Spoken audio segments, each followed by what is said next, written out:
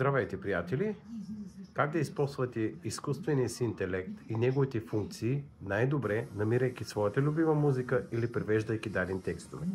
Стойте с мен! Ето за момента ще използваме Google Pixel, с който ще ви покажем няколко функции, които са неразделни. Когато с камерата си снимате дадена информация, може да направите много неща. Когато задържите пак бутона за изкуствен интелект, можете да маркирате информацията, която искате да копирате, или ако искате, първо да я преведете.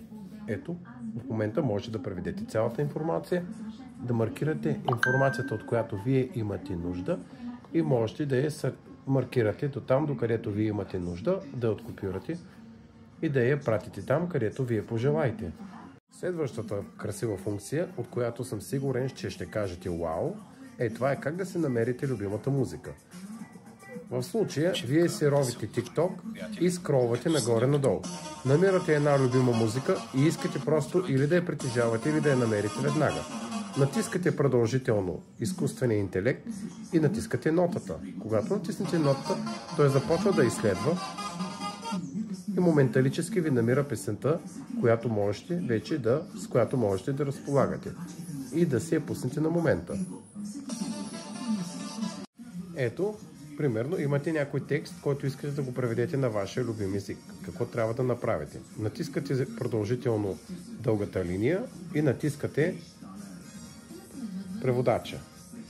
Той моменталически превежда текста на български на този, на който се намирате вие. По този начин можете да правите преводи и може да маркирате необходимата информация, от която вие имате нужда, за да я маркирате, да я копирате или да извършите съответното текстово въвеждане. Или в случая попадате в парти и чувате ваша любима музика и искате да я намерите веднага. Как става това нещо? Ето, отивате в YouTube Music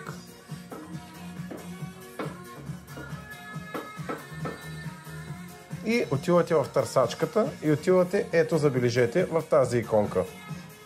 Казвате разрешение за използване на микрофона и вашата музика е намерена. Можете да я слушате, да я изтеглите или да я добавите към вашите листи. Каквото решите да направите, може да го направите. Готово! За още технически съвети, посъветвайте ме, пишете долу и задавайте въпроси. Благодаря ви много за подкрепата.